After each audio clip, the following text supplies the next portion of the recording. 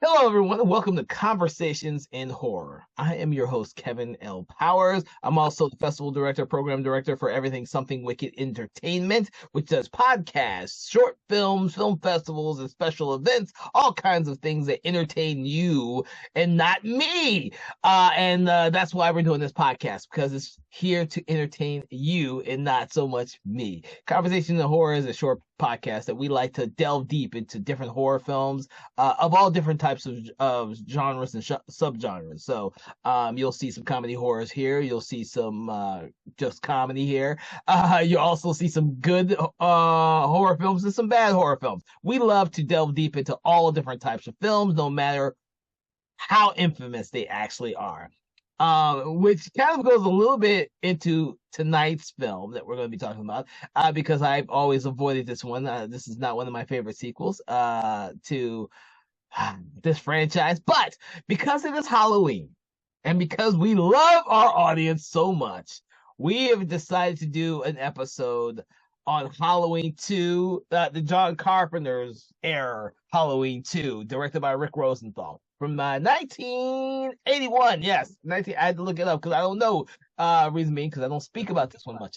But to add to my misery of talking about this film, I have brought along Sarah Panazzo, who I think absolutely might love this movie, and we're going to delve deep into it so that you don't have to. Okay, so I want to thank Sarah for joining us today.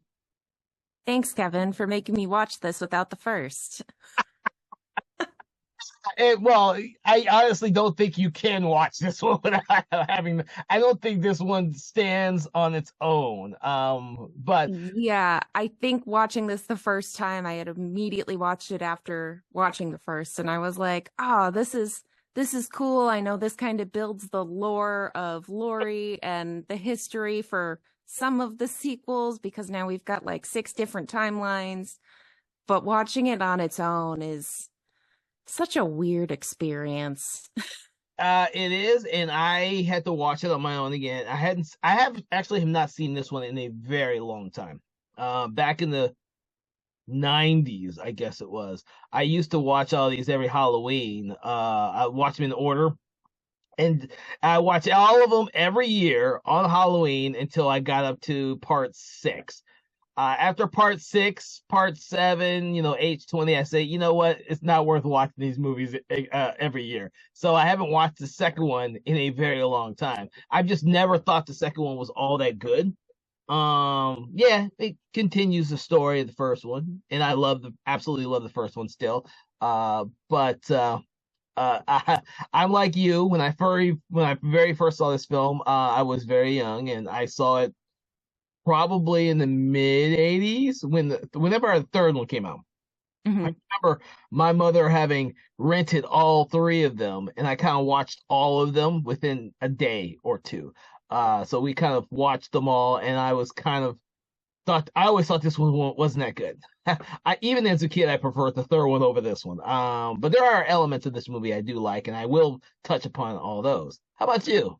Yeah, it was I had to stop it for a second when I started rewatching it this time because like I said, watching it on its own, I started it and I was like, this doesn't look like it was shot by Carpenter. It doesn't sound like it's Carpenter. And I was just very confused. And then I was like, okay, so Carpenter did write it. He didn't technically direct it. He directed parts, and you can tell which parts they are because they are gruesome.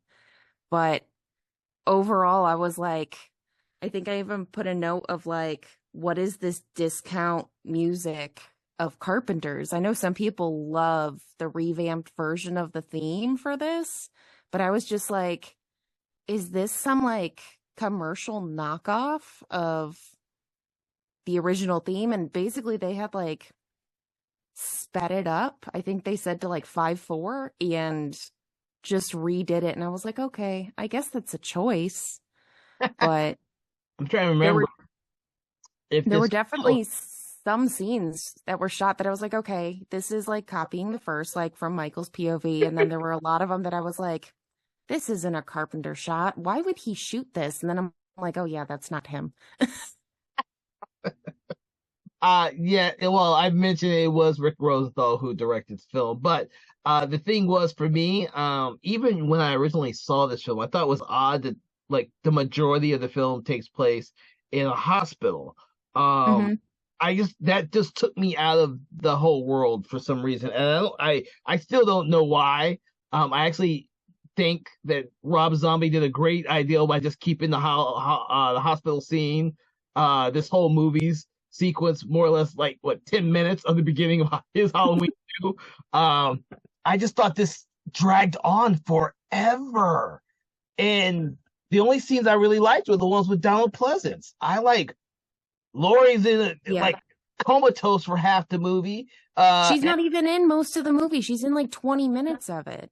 And then you have Loomis, who's not supposed to be like the main actor or main character. No. He did a lot more in this movie than he is the first one, as they try and tie some new story elements into the whole Laurie Strode mythos. So some of that stuff's interesting.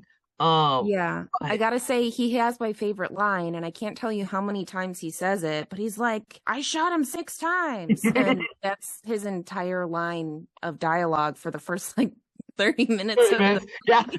when I rewatched it, I realized I was like, oh shit, he says that a lot. Yeah. Um, but the thing is, he's one of the only characters or actors that you believe is actually the character he's playing. Yes. Um, and so I don't mind that he comes off as a little crazy in this film. He comes off like Van Helsing or like Anthony Hopkins' version of Van Helsing in Yes. Dracula. Which I couldn't stand. Sorry, people. One day we're gonna do an episode on Bram Stoker's Dracula. I hate what Francis Ford Coppola did with Van Helsing. He made him seem like he's a crazy lunatic, and Van Helsing has never been a crazy lunatic to me. So I always hated that. But that's how Donald Pleasant comes off, but he does it well. Yeah, I thought he was like drunk while filming again because I know that's how he was in the first one, and I was like, is he just drunk this entire time? Because it would make so much sense. Like he can't remember his lines except for I shot him 6 times. And I was like, okay, that'd be believable. I would understand that. Oh shit. I do have to admit though that when I was a kid, these two movies really got me into loving Donald Pleasance. And so I saw Hmm. a lot of random movies that he was in, not realizing that Donald Pleasance has done every genre, every type of film there was while he when he was a prolific actor. Um Hmm. but these, I mean, I do have to admit that the Loomis character is the like he'll go down in history as being the Sam Loomis character. It doesn't matter how many times Yes. they replace him with other actors, that he will be defined by this character that he played in. Oh, I guess there's 5 movies. I keep forgetting part 6, the one he passed away. Hmm. Yeah, I keep forgetting that one. um, but what aspects of the film do you actually enjoy? Because I know a lot of people out there will probably harp on the movie a little bit, but we should at least highlight the stuff that we enjoy. So I did really enjoy that they brought back the same kind of shot that they did for Michael in the first one where they did the like lighting cue where it would slowly lighten his face Hmm. so that you could see it in the dark, and it seemed like he just kind of came out of the darkness and he was there and your eyes are adjusting. And I think that's one of the more brilliant shots that we don't typically get anymore. The other ones I really enjoyed was just seeing him in the background, like when they're in the security station and you've got the CCTV Hmm. and you see him on his mask just floating across the security screen as he crosses the street. And then like where he's hiding in the nursery technically, and you see the Yeah. shot then from the nurse's station, you just see him barely standing in the background. I think those are just genius. And I actually noticed that as well because I also would add in the scene at the very beginning when the young lady's on the phone talking. Mm-hmm. Right before that happens, Michael Myers is in the background of the old people right before he steals the knife. Yes. You see them as she's trying to talk to her, the old woman's talking to her completely oblivious husband. You see Michael just creeping, coming in, getting, Yeah. leaving. And Uh, then ruining all of her lunch meat. he just bleeds all over it or puts somebody else's blood all over it. And I'm like, that poor lady just wanted a sandwich. But that's one aspect of this movie that they do a lot. It is actually, I think that's one of the aspects that's well done in this movie. Yeah. You see him more, but it's one of those things the audience sees him, but no one else does. So right. And I think that most of those shots were genius. Now, going back to the young teen who was on the phone while he breaks into the house, the literal jump scare that happens, I thought was ridiculous. I was like, why is he now all of a sudden like a Jack in the Box? Like, this is so un-Michael Myers. And that was, I think, the only death that really took me out of the movie. Everything else, it was like, okay, this is typical. This is how it's done. And then there's that. yeah, well, yeah, and the thing, and I didn't notice this, and I have to when I rewatch all the other ones in the franchise, I have to take notice of this too. But his deaths in this film are not nearly as gruesome as some of the other slashers of the time. You know, I mean, you see the after effect of the one nurse whose blood is all over the floor, or I guess she's the head nurse, and you never remember his name, the guy from the last Starfighter, Lance Guest, Yes. who discovers her body and just slips at it, just slips and falls. That's another reason why this movie always got to me is like, this is the last Starfighter. He slips and falls and hits his head, and then he's out for the rest of the movie until he just shows up in his car and he keels over, passes out on the horn. I mean, I like that. You get so many good deaths in this, but like going with that, like you get the really uneventful like stabs in the back where he like lifts him up, and I'm like, okay, that's like nothing. But then you get the Carpenter shot of him injecting into the eyeball. And it's just like, oh my gosh, this is so gross. Yep. And then like all of the fiery shots, like you watch this random kid get pinned by the cops and then it bursts into flames and you're watching his whole body just engulf in flames. It gets so hardcore. I know that that's what Carpenter reshot for the movie, and Rosenthal did not like it because he wanted it to be a thriller rather than a slasher. Mm-hmm. But Carpenter was like, we started the slasher genre. We need to keep up with it. So he reshot a bunch of the deaths. And you can tell which ones they are because they are not boring. Well, we needed that death there because then it kind of foreshadows, you know, Michael Myers' actual death at the end when he's walking out of the flames and falls on the ground. Of course, now that I think about it, it's kind of weird that they cut back to that after cutting to Laurie Strode's character. I thought was weird before, but I guess they needed an ending because they were thinking that was going to actually be the last. They wanted it to be the ending. They didn't want to make any more, and then they were like, hey, anthology, we'll never make another one of these again. Surprise. But yeah. no, I did appreciate that Michael Myers wasn't the only one in that exact same costume. So apparently it was a popular costume that year because the kid wore it and then he wore it. And I'm like, how many kids are you going to get confused with this year? Well, I had to go back to the original. I can't remember because I can't remember which film is which film anymore. Mm-hmm. I can't remember how he gets his mask in the first movie. To be honest with you, I don't know if because I know in like the fourth or fifth one he gets it from a store. Like, see, I just don't remember which. Yeah, I can't remember anymore. But yeah, I mean, when the kid was aimed at, I was like, oh, he's got like blonde hair, so maybe he's just trying to be like Captain Kirk. But in a jumpsuit, I guess. Yeah, the thing is, why would he be in a jumpsuit too? Just like Michael Myers, he should just be in any other kid's clothes. Right.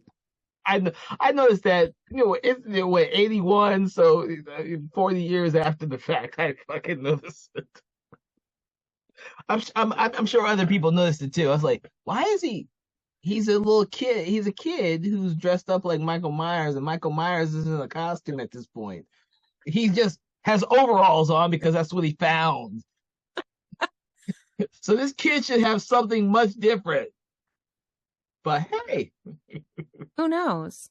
Who knows? I did like his death though, but I did not Yeah. think that the kid who's having police tell him to stop and pulling out guns would just keep walking. Uh, it's these things I now know this 40 years after the fact. I was like, this is so odd to me now. I was like, what kid, and I'm talking about a teenager at best, Yeah. is gonna keep walking away when someone stops the cops, and they do look like cops, Well, yells. and then the cop just like runs through the street with the car and it's just like, oh no, I hit a kid. He came out of nowhere. And it's like, that kid was walking not that fast across the street. Were you just not paying attention? Well, also, it's like trick or treating. You should be watching out for kids. Right? I Not get it's an emergency and there's a murderer out there, but there's also children. shit. Yeah, I noticed some of this stuff before now that I didn't notice 40 years ago or 30, 40 years ago when I first saw the movie. But that's the thing. I've been watching a lot of these, rewatching some of these films, and some of them don't hold up nearly as well as I would have liked. And then some of them still hold up really well. I don't think this one ever really held up well. I used to like the music on this one, so I will not fault Carpenter. And was it, did he have Alan Howarth working with him on this before? I don't believe so. I think it was just him again. Nope, Alan Howarth. That's what I thought. Okay. The thing is, they worked together so much, or Alan Howarth would rewrite some of his stuff and experiment with it, and I lose track. Because they had. Well, it's like the same with the rest of his crew. I mean, you lose track of how many people are doing each thing because they're all there all the time.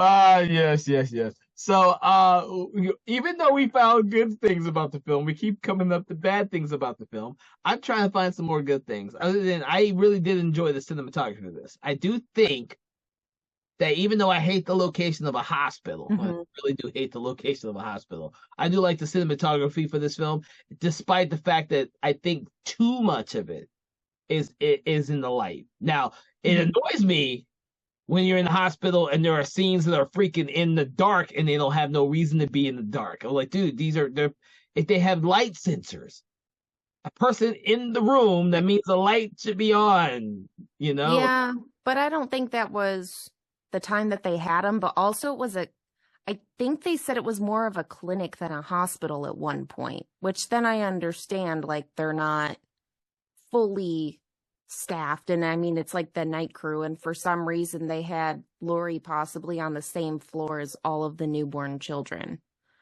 So I didn't think about that till now.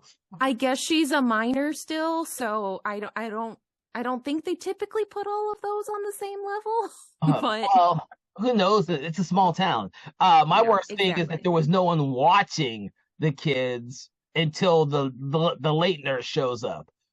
yeah. Like I was like, shouldn't there be someone there 24/7? Yeah. These kids. I'm just saying. Michael should have never been in the room with those kids if somebody was actually watching them. Yeah. Even if they were on a security camera, someone should be watching the kids. Oh my god. Right? But I mean, I think that kind of falls into the whole like 80s slasher norm of people who are supposed to be doing their jobs aren't reliable at doing their jobs, like the camp counselors at Camp Crystal Lake. Everybody's having too much fun on Halloween, drinking and having sex, and just happens. Jesus. Yeah, when we think about this whole thing, this movie, and the fact that it's in a hospital, I kind of visually it's interesting, but it's a complete opposite of the first film. So I can understand why they decided to do that. They just didn't want to do another slasher that takes place in another house and some babysitters getting killed. And I think this one is too generic because then it falls into all this tropes of just random people getting killed. Yeah, and it focuses on that mostly. It's just all these people we don't care about just getting murdered or we find their dead bodies. Yeah, I mean, the last guest and the last nurse before she gets killed are probably the most interesting one. I can't remember what her name is. I hate to say this, but the nurses just all seem to roll together. Yeah, Yeah. unfortunately. And the only reason why I remember Lance Guest is because he's in the Last Starfighter, and the abysmal Jaws: The Revenge. Which one day we should actually talk about that one. Um, but I don't really recognize any. Oh well, I take that back. What's his face is actually was a bigger actor now, or before after this, which was blah, blah, blah, Leo Rosso, Leo Rossi, who did the Relentless movies, which Mhm. most yeah, I don't know if you've seen those, but he did a lot of movies after this one. He just looked so young in this movie, and unfortunately, his name is called Bud. Yeah, I mean, looking at the IMDb, there's so many people on here that I'm like, I don't think any of these people have ever done anything big outside of this. Because everybody's got very minor stuff. I mean, there's the couple people I looked into and was like, oh, okay, they've done like a single episode of this and a single episode of that, but nobody was like big. It wasn't door opening for really anybody. I can't remember offhand, or maybe you do. Was this really successful? It was. So I think they had 2.5 million budget, and I think it did 25 in the US Okay, alone. okay. So, I mean, it was the time of the slasher. It was actually the second highest grossing horror film that year after American Werewolf in London, Okay. which understandable because that is a phenomenal movie. Um, but yeah, I mean, people wanted more and the producers were going to make it whether Carpenter liked it or not. So Pretty much, and might that's as what well, happens eventually. yeah, might as well cash that cow in while you got it. Oh my God. And that's good to hear though, because I because I didn't watch these necessarily when they originally came out. I kind of like I said, I watched this one after the third one. So I don't know if I watched this when the third one had just come out or after the third one. Because Hmm. I don't know, I 80s is all a little blur to me. Uh but I do know that there were so many of them towards the late 80s that I had seen as a kid. Like I Hmm. saw a shit ton of them on VHS. I know I'm dating myself. VHS guys, don't forget it. On VHS, renting them. Uh, but I was like renting every slasher movie back then. I Yeah. was a huge slasher kid in the 80s. Which is why I have a fondness for them, even though most of them are not they don't stand the test of time. Don't get me wrong. There's a ton of great slashers because the great gore effects, the actors who came from nowhere when they were getting killed in these movies Hmm. and who are now stars. But a lot of them do not stand the test of time because they feel aged. They feel old, which they are, and they feel dated, which they are. Uh, some of this one especially even feels more dated than the original one. Um, Yeah, oh, because the original is kind of timeless. Like I know we talked about it before, but like ultimately, like when I did my giant binge during COVID, I put that up next to Texas Chainsaw Massacre, and I was like, Texas Chainsaw doesn't hold up still, but Halloween is still a terrifying movie. I agree with you. I don't think Texas Chainsaw holds up very well at all. That being said, I'm a huge fan of Texas Chainsaw Massacre. Yeah. I could appreciate Texas Chainsaw Massacre for the time period in which it was made. Halloween, on the other hand, I believe still holds up really well, which is a different. Hmm. And I think that's probably why they keep trying to get that magic from Texas Chainsaw Massacre. But that's probably been the most rebooted, remade, sequelized franchise in history. They never get it right. No. Uh, Halloween, on the other hand, slowly becoming that way, but sometimes the sequels are good. This one just happened to be a product of its time. It made a Yeah. lot of money when it came out. People enjoyed it enough for them to be able to finance a third one. I didn't know it was that successful. Um, Hmm. that's actually good news to hear because I guess 81. I kept thinking that the mid 80s is when slashers really took a hold. But if was the second highest grossing horror movie in 81, Hmm. that tells a lot. Yeah. So that's something I need to look into myself. I saw a lot of these movies, but in relation to when the slasher films were extremely popular versus when they start dwindling down, which I know is in the I think it's early 90s, which is why they had to be reinvented by Scream. And I honestly can't remember when Scream came out. Holy shit. Scream was in the 90s, I believe. Yeah. Otherwise it's like 89. But I've got the highest grossing 80s slasher movies according to Box Office Mojo. Number 1 is Nightmare on Elm Street with 25.5. Halloween was just underneath them by like, oh no, sorry, it's starting from the bottom. So 10 is Nightmare on Elm Street, then Halloween 2, Nightmare on Elm. Oh my God, these are in no particular order. Nightmare on Elm Street 2, Friday the 13th Final Chapter, Child's Play, 89. Friday the 13th 3, Psycho 2, the original Friday the 13th, Nightmare on Elm Street 3, Nightmare 4. You see, it's dominated for like the 3 franchises, and then yeah, it really is. Holy shit! I did not know that. Huh? That's interesting.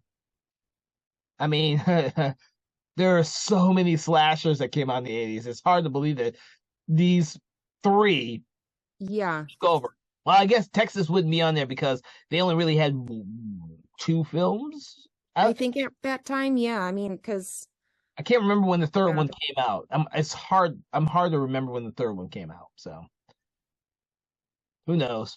But by then I wasn't a fan of the franchise, so the third one anyways. And now I can't watch the third one. Oh my God. So do you think this is a successful slasher formula? Do you think it's a cliche slasher formula, or do you think it brought anything new to the Halloween franchise? So I know that it added the lore of Laurie being Michael's sister, which they retconned then in the 2000s. And I think it worked for the time that it covered because it definitely kept Jamie Lee Curtis busy. Not that she needed it because she did so many other phenomenal projects. Yeah. But it's a cliched horror slasher. I mean, it works.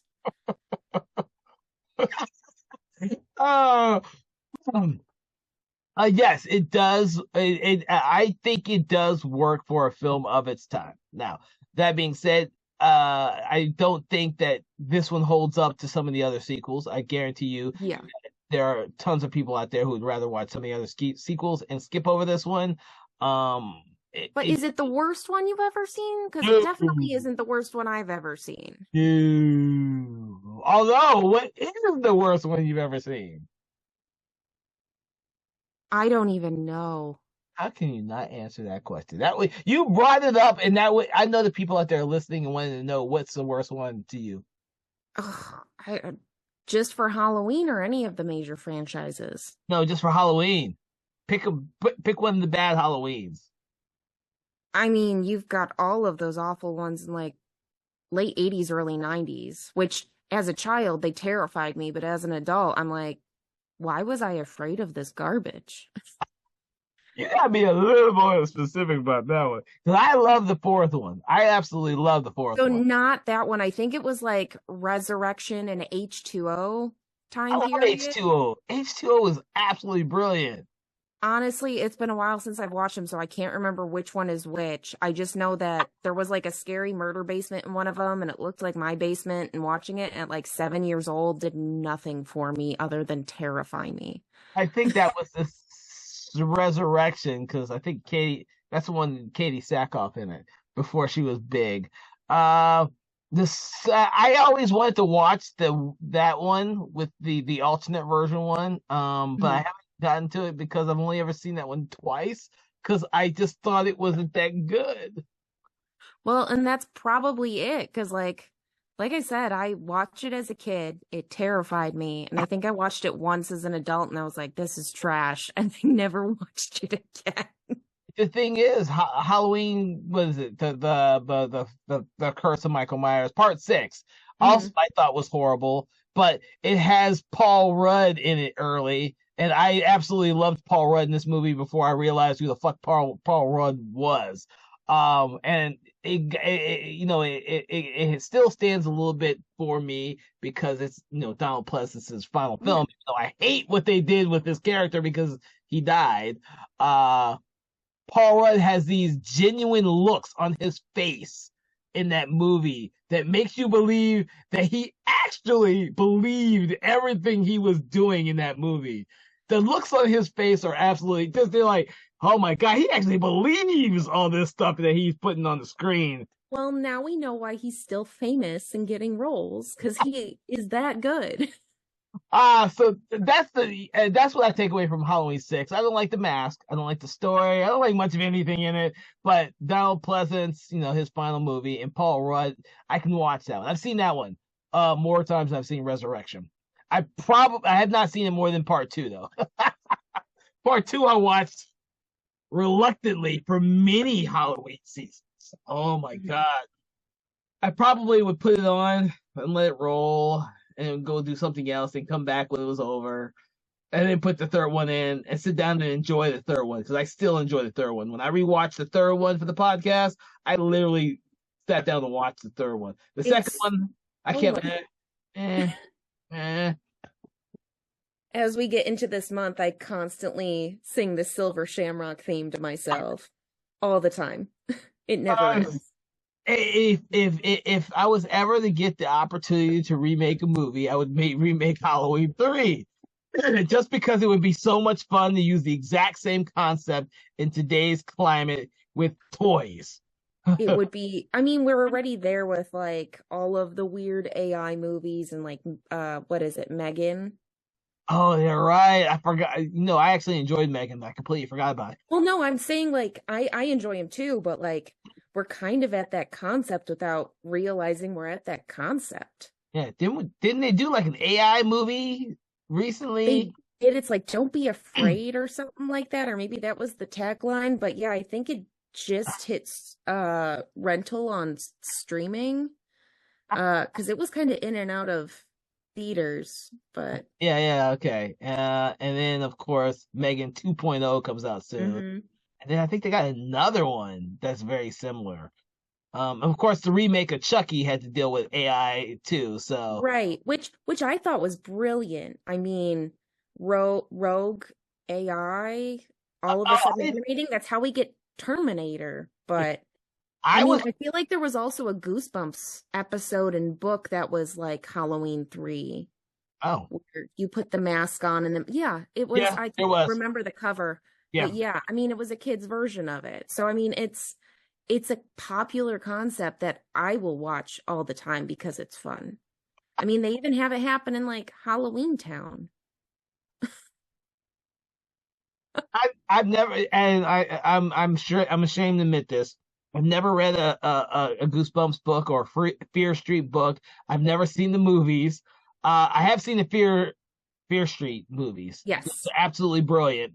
I can't wait till the new one comes out because they're working on another one. But it's funny that I've talked to a lot of people, and just like Halloween was like an entire generation of defining franchise, the Goosebumps and Fear Street are like they keep coming back.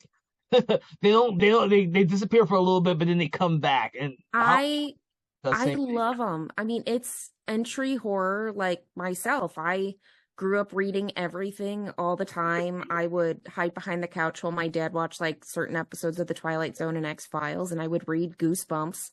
I ran out of Goosebumps books at the library, so I moved on to some like young adult teen like ghost story stuff, and I was like, I need something better than this. And I start reading Salem's Lot by the time I'm like right before I'm 10, and I start having nightmares, and I'm like, this is awesome.